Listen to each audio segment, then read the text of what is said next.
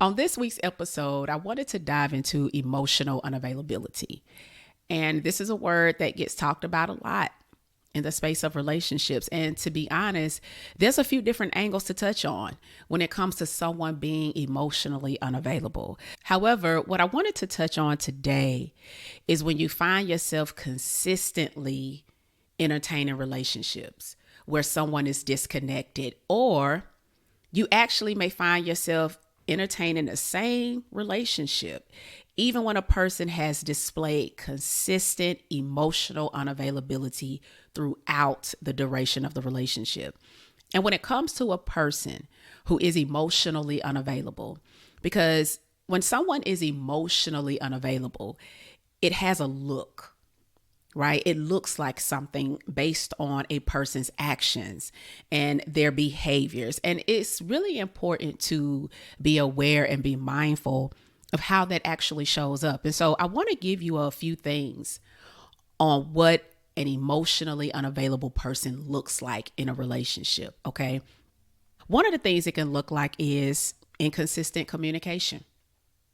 Okay, it can look like inconsistent communication, that hot and cold behavior where you get mixed signals. One minute, they seem to be all into you, they seem to be invested in you. And then the next minute, it can be the opposite, where they actually pull away. So they have that pull and push tactic when it comes to you. And what this also does is that you feel left to guess when they're going to talk to you, right? Because the message that they give is actually mixed. And this pattern of inconsistent communication is very unreliable and it's very unpredictable. And this leads to a unhealthy communicative behavior. Emotionally unavailability can also look like avoiding beneath the surface conversations. Okay. And the reason why this is important to pay attention to is because on the surface of things, you actually may get along pretty well. You may enjoy each other's company when the dynamic is playful and the topics are general, meaning that these topics don't really require closeness. It doesn't require intimacy. It doesn't require a level of depth. It doesn't require meaning or even vulnerability. And so if they don't have to expose themselves like that, they're very content. And so the conversation can go pretty good when it's about other people, friends, plans to go out, sports, the weather, the news, basically any form of conversation that avoids deeper and more personal topics. So anything that challenges them to go deeper may cause them to actually shut down. Emotional unavailability can also look like displaying defensiveness. Okay, that's another one. As I mentioned, emotional unavailable people, they avoid beneath the surface conversations. And when you want to engage in closeness and intimacy, that involves going deeper. It involves asking questions beyond the surface. And what that does for the emotional unavailable person is that it causes them to react defensively, where they may become very argumentative, they may withdraw, they may develop irritability, they may start to become very rude and even display anger. And they also may blame you and others for their problems. And this is an act of self-denial where the emotional unavailable person, lacks the awareness and the accountability to acknowledge their own emotional barriers. And this display of defensiveness will create distance and disconnect over time. All right. Emotional unavailability can also look like lack of empathy. When people are emotionally unavailable, they lack the ability to connect and understand someone else's feelings. Their ability to relate to you, put themselves in your shoes, and consider your feelings may be extremely limited. And what this does for the other person is that it causes the other person to feel unsupported and misunderstood because of the lack of emotional validation and capability that the emotional unavailability person lacks. Because this actually causes them to be unable to identify and honor your needs. And over time, this deprives the other person of the compassion that they seek from them. Emotional unavailability can also look like a one-sided relationship, okay, where no intentional effort on their end is there to grow and further the relationship. So for the other person, They may find themselves doing all the heavy lifting, right? So they may find themselves adjusting, compromising, making the effort to want to fix things, to talk, to work things out. And when you have someone who isn't available like that, they don't make an attempt to display any form of reciprocity and mutualism in the relationship because they lack the emotional capacity to understand that a relationship really is a shared responsibility. And so those are just a few behaviors and actions on what an emotional unavailability person looks like in a relationship. And when this is the constant ongoing behavior that you experience, heavy emphasis on the word consistent, right? Because that's the key word here. When this is a consistent ongoing behavior, that indicates that it's a regular act. It shows that this is very predictable and it's a steady, reliable pattern. And the reason why this is important to understand for the person who finds that they always entertain people who are emotionally unavailable is because we have to now redirect that focus towards ourselves. We do, because when someone is consistently disconnected, that's not really something that we can control. Meaning that we don't have that level of authority to get anything different from them.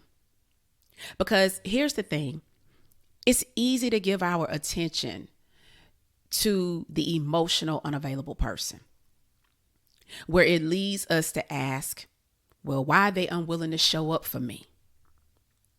What is it about me that makes them unable to give them what I need? What did I do to deserve this? What can I do to make them open up? I want you to think about those questions for a second. Those questions are personal. They're centered around I and me because we're making what they're doing or not doing be a reflection on our worth. We're internalizing it where we're making their actions personal when it's more about where they are within themselves. And so what does this mean? This means that there are reasons on why a person is unavailable emotionally. It's reasons behind it. However, those reasons on why they're unavailable are reasons that are independent from you. And so they may not be emotionally available because of their lack of emotional needs from their childhood. That can be a reason.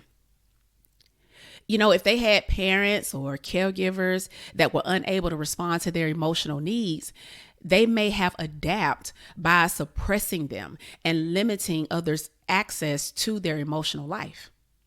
They may not be emotionally available because of the history of being abandoned and neglected. It could be a sign of self-protection. Because when you have self-protection, you're basically saying, if I don't have to feel, then I won't experience pain. And if I don't get too close, then I can avoid being vulnerable. They also may not be emotionally available because of a traumatic experience or a series of them.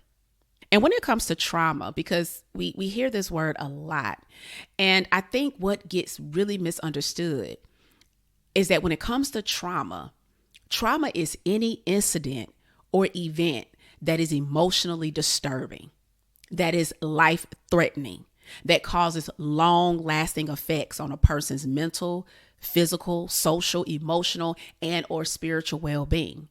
And when it comes to trauma, most of us, if not all of us, have experienced some form. We just all don't get affected by it the same way. So if you experienced an event where you felt frightened, under threat, humiliated, rejected, abandoned, invalidated, unsafe, unsupported, trapped, ashamed, powerless, that can all have been stemmed from a traumatic event. Another reason why they could be emotionally unavailable is from cultural, gender, or societal influences. You know, we have to step back and ask ourselves, what have we been taught about displaying our emotions? And so as you can see, there are reasons. There are reasons why people are unavailable emotionally. They're just not personal towards you. However, even though their behaviors are independent of your worth, it doesn't necessarily stop here because you've seen a pattern of entertaining those who are emotionally unavailable. And when that's the case, it would be wise to take an inward approach and reflect on why you're attracted to these types. And so what I want to do is that I want to give you like 4 things that I want you to explore on why you could be entertaining people who are unavailable emotionally. All right. I want to give you 4 things to explore. The first thing I want you to explore is that I want you to explore your first relationship role model. That's the first thing. The first thing I want you to explore is your first relationship role model. And what I'm referring to when I say relationship role model is that I'm referring to that relationship that you witness up close and personal, right? So in other words, what model of a relationship that you saw growing up? Did you witness where maybe your parents were together, however, they were emotionally distant? Did you see one of them show more interest and were more invested in the relationship more than the other? Did you receive the emotional support and availability as a child? And the reason why this is important to explore is because we are more likely to be drawn to those who seem familiar to us and have very similar qualities to our parents or those who raised us. So basically, what you could be doing is that you could be attempting to get those needs that were unmet by that person, believing that this will resolve your past emotional wounds from your childhood and bring you the validation that you seek. And so exploring our attachment that we developed in our childhood can actually give us clarity on why we seem to entertain those who are unavailable emotionally. And so what we could be doing on a subconscious level is attempting to meet those unmet needs by repeating the same dynamic, hoping that it will work, only to remain in a loop. Because as humans, we like what feels familiar. And if inconsistency, lack of empathy, lack of love, feeling like you have to fight for attention was the norm, then your chances of entertaining someone who makes you feel that way are higher. Okay. And so that's the first thing that you need to explore. The first thing that you need to explore is your first relationship role model. Okay. The second thing that you need to explore is that you need to explore your motivation. That's the second thing. The second thing is that you need to explore your motivation. In other words, what is your motivation behind those who are emotionally unavailable to you? What drives you to entertain this type? Because there's a reason. There's always reasons. And I want to give you a few things to consider, just a couple of things to consider. Could it be the thrill of the chase? That's one thing we have to consider. Could the thrill of the chase be your motivation? And this kind of chase is a dead end type. When you're trying to chase somebody who's emotionally unavailable, that type of chase is a dead end type because it's actually never ending. However, there could be this projection that creates a thrill and excitement that you and only you have this special power to crack this code and win them over, not realizing that it's never over when you're dealing with somebody who's emotionally unavailable. However, it's hard to see that because of the small signs of their attention that you get. So you may get that compliment every now and then, that late night text or that good morning text or that like on your social media post or even some dates. And these little inconsistent signs, because they're still inconsistent, not only validates that projection that you have what it takes to win them over, but it also gives you a signal that this could be working. Like this actually could be working because of what I'm getting from them, which really creates other projections. That's what ends up happening. It creates other projections that no one else has been able to get close to them like me. So you find yourself pushing harder, not realizing that this will be a forever cycle with an emotional unavailable person. The other day, I was actually reading a blog about people who were emotionally unavailable. And it was something that a psychotherapist had stated. They didn't quote the person's name, but I wanted to read this for the person who really is obsessed with the thrill of the chase. Okay. And it states that there's a risk that this person may become a way for us to satisfy our triumph-starved ego. And the relationship, if it happens, will become just a trophy, a symbol of our victory. And I want you to think about that, because when you are chasing someone who is emotionally unavailable, we have to check our egos and we have to ask ourselves, what does this symbolize for me? Okay. Now, that's one thing to consider. One thing to consider is the thrill of the chase. Another thing that we need to consider is the need to save or fix them. That's another thing I want you to consider. Could saving them or fixing them be your motivation? Also known as rescuing. Are you driven to believe that your love will cure a person? Do you believe that you're the one who can help them come out of their shell and learn to love? Do you believe that you're the one who can break down those walls that they've built around themselves? And if this is what motivates you, you are more likely to choose individuals who are hurt and distant because you believe they need to be rescued and that you are the one who can do it. And for those who do this, I want you to ask yourself, how much energy do I exert being this way? Where I give it all and receive nothing back. Where I believe that I'm the one and it's my responsibility and obligation to make them happy. Where I work so hard to make them recognize and acknowledge my value. Like, consider how much energy this form of motivation consumes. What impact does it have on your mental, emotional, and physical well-being?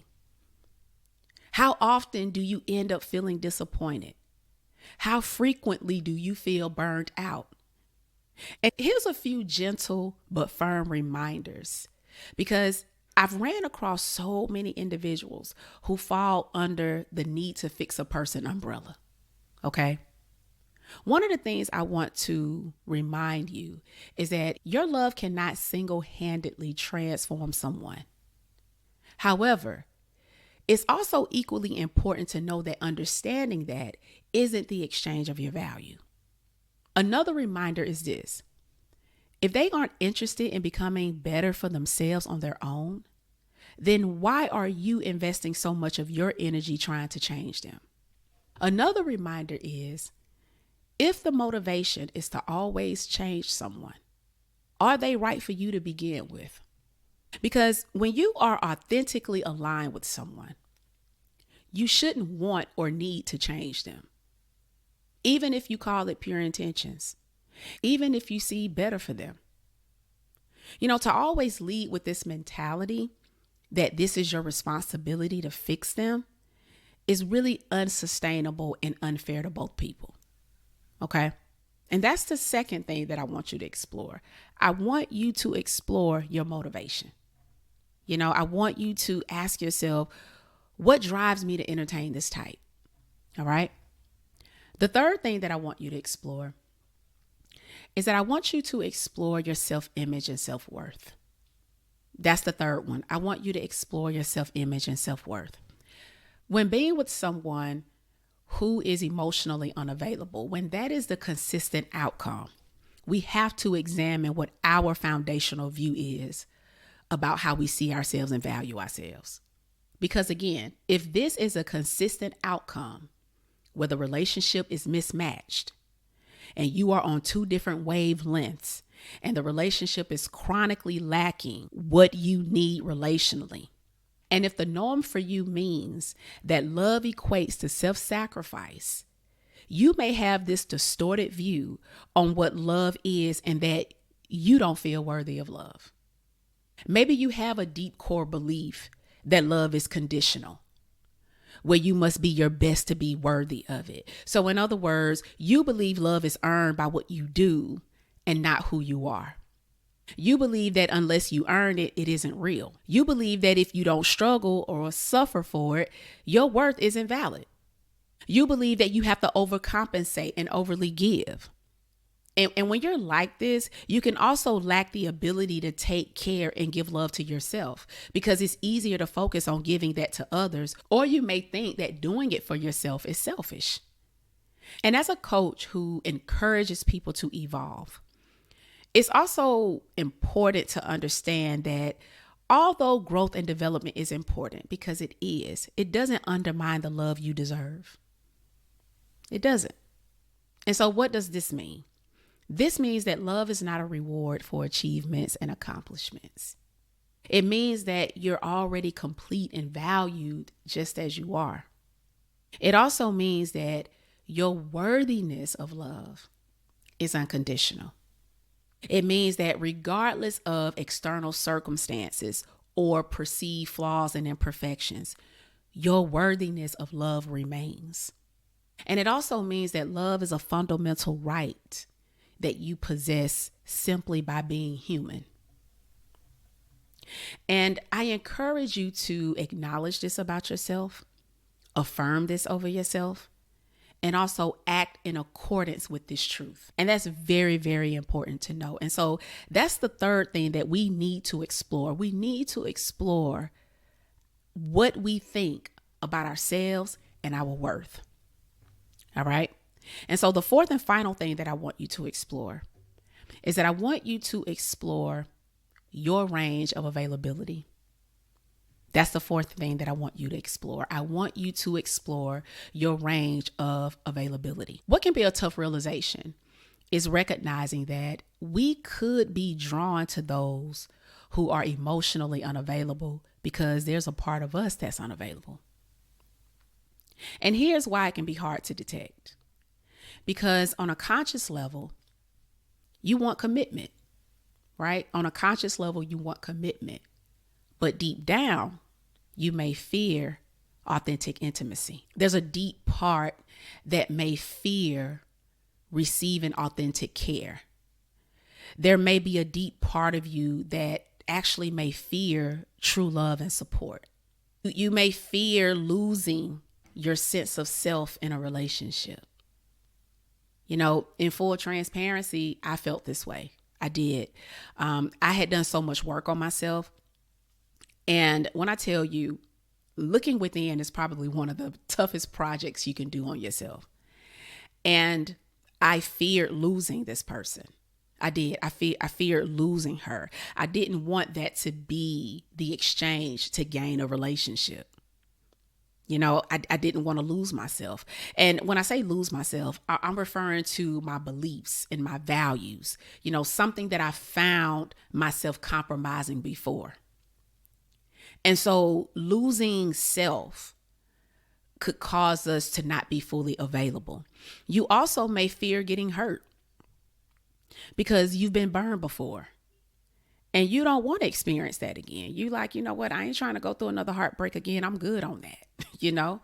And when those fears override that desire for real commitment, it creates limited access to truly engage with others on a deeper level, which also keeps you in a cycle of entertaining those who are emotionally unavailable because you may feel safer to be with them because that means you don't have to fully commit. And here's what I want to also add. In saying this doesn't make you a bad person or an unfit partner. That's not what this is about, because I think it's safe to say that we all have had these kind of fears at some point. However, when they're deeply ingrained fears, right? I'm talking about something that's really ingrained in you, meaning that this is a fundamental part of how we think and how we act, right? So these fears can be deeply rooted, and it can be challenging to acknowledge these, and it also can be very challenging to change them because these type of ingrained fears have been reinforced over a long period of time. So these are more underlying rather than surface level, which means that in order to truly understand our relational availability, we have to engage in an honest, thorough examination of our thoughts, our feelings, our motivations, our reactions, as well as our behaviors. And so this process, because this is a process, this process requires self-assessing, self-awareness, and the ability to confront and explore uncomfortable parts of our inner self. However, the more we are open to exploring and understanding ourselves deeply, the better we can understand how we feel, what we fear, and how these factors influence our relationships.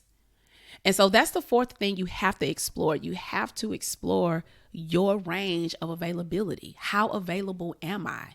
Are there some things that are ingrained in me that's causing me not to be fully present, which makes it more safe to be with someone who is emotionally unavailable? Okay. And so those are the four things that I encourage you to explore, especially when you're always in a story of attracting those who are emotionally unavailable. Because again, we can sit here and say, you know what, they're emotionally unavailable and move on to someone else. However, if that's the consistent pattern, we have to do more than just moving on to someone else. We have to recognize that if this pattern is persisting, then there's something deeper at play that needs exploration and understanding. All right. And so please make sure that you are following me on my social media handles. My Instagram is I am Tanya Carter. My Facebook is Tanya Carter. My YouTube is Tanya Carter. And of course, everything will be down in the show notes. And also, please make sure that you are subscribed to the podcast so that you can receive notifications on when the next podcast will drop. And also leave a review. If you know that this podcast has been very influential to you on your journey of growth and development after a divorce or even after a breakup, please head over to Spotify and or iTunes to leave me a review. If you are watching this on YouTube, please drop me something in the comments. Let me know what you think. And last but not least, share this information. If you know somebody who could benefit from this podcast episode, then please make sure that you take a moment and share this episode to them so that it may be a blessing for them. All right. So thank you all again for tuning in with me this week. You all have a wonderful and an amazing week, and I will see you next time.